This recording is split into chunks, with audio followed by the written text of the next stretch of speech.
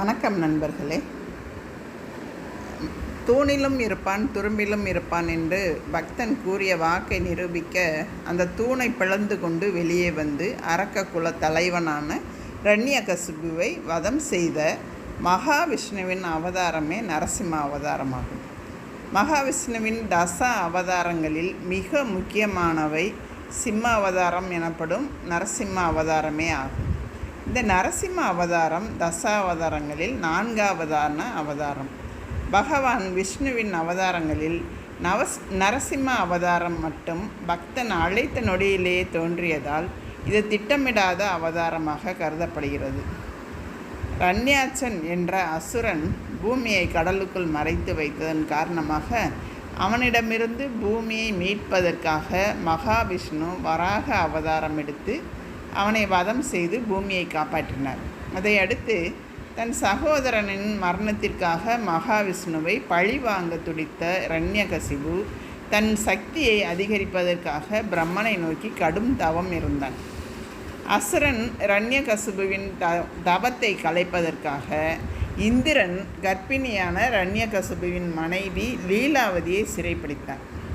இதை அறிந்த நாரதர் லீலாவதியை மீட்டு தன்னுடைய ஆசிரமத்தில் வைத்து அவள் கருவில் இருக்கும் குழந்தைக்கு மகாவிஷ்ணுவின் மகிமையை எடுத்து சொல்லி சகல கலைகளையும் கருவிலேயே கற்றுத்தந்தார். அதனால் பிறக்கும்போதே மகாவிஷ்ணுவின் சிறந்த பக்தனாக பிரகலாதன் பிறந்தான். இந்த நிலையில் பிரம்மனிடம் அதிக வரம் வாங்கிய பெருமிதத்தில் இரண்யகசிபு தேவர்கள் அனைவரையும் கொடுமைப்படுத்தினான். மேலும் தானே கடவுள் என்று அறிவித்ததோடு இனி யாரும் ஹரியை கும்பிடக்கூடாது என அறிவித்தான். அதனால் பிரகலாதனோ சர்வ காலமும் ஹரிநாமத்தை உச்சரித்து ஹரி வழிபாட்டிலேயே கவனத்தை செலுத்தினான்.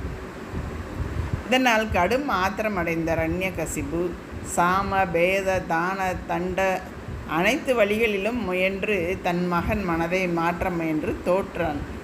இதையடுத்து உன் பரந்தாமன் எங்கே இருக்கிறான் என்று இரண்யகசிபு கேட்டபோது அவன் தூணிலும் இருப்பான் துரும்பிலும் இருப்பான் என்று பிரகலாதன் கூறினான். அப்போது ஆத்திரத்தில் வெறி கொண்டு அருகில் இருந்த தூணை கதாயுதத்தால் இரண்யகசிபு பிளந்தான். தூணிலிருந்து ஆக்ரோஷமாக வெளிவந்த நரசிம்மர் தேவர் மனிதன் பறவை அப்படின்னு எந்த உயிரினமாகவும் இல்லாமல் சிங்க முகமும் மனித உடலோடும் தோன்றி இரண்யகசிபுவை தூக்கி உள்ளேயுமல்லாது வெளியேயுமல்லாது வாசல் நிலைப்படியில் அமர்ந்து வானுமல்லாத பூமியுமல்லாத தன் மடியில் கிடத்தி எந்த ஆயுதத்தாலும் இல்லாமல் தன் கை விரல் நகத்தாலேயே இரண்யகசிபுவின் குடலை கிழித்து அவன் இரத்தத்தை உரிந்து குடித்து அவனை கொன்றார். அவ்வாறு அவர் கொன்ற நேரம் இரவும் அல்லாத பகலும் அல்லாத மாலை இருள் சூழும் நேரம். நரசிம்ம அவதாரம் வைகாசி மாதம் வளர்பிறை சதுர்த்தி சுவாதி நட்சத்திரத்தில் பிரதோஷ வேளையில் நிகழ்ந்தது. இதனால் இந்த நேரத்தில் நரசிம்மரை வணங்கி வந்தால் எதிரி மீதான பயம் தீரும், தீவினைகள் அகலும், கடன்கள் தீரும், குடும்பத்தில் அமைதி நிலவும். இரண்யகசிபுவின் வதமும் நரசிம்ம அவதாரமும் நிகழ்ந்த இடம் ஆந்திர மாநிலம் அகோபிலமாகும். இரண்யகசிபு வாழ்ந்த அரண்மனை, பிரகலாதன் குருகுலம், நரசிம்மர் வெளிவந்த தூண் போன்றவை இன்றும் அகோபிலத்தில் காணலாம். இரண்யகசிபுவின் கொன்ற பிறகும் உக்கிரம் தணியாத நரசிம்மருக்கு வெள்ள பானகத்தை கொடுத்து தேவர்கள் அவரது உக்கிரத்தை தணித்ததால் அன்றிலிருந்து நரசிம்மருக்கு இந்த நடைமுறை பின்பற்றப்படுகிறது.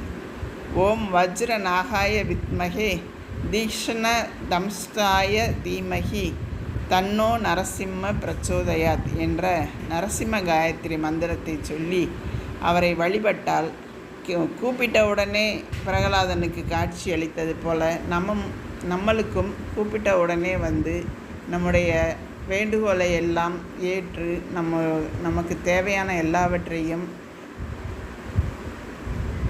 நம் இறைவன் அளிப்பான். எனவே அனைவரும் நரசிம்ம அவதாரத்தில் உள்ள நரசிம்மரை வணங்கி நமக்கு வேண்டியவற்றை பெறலாம்.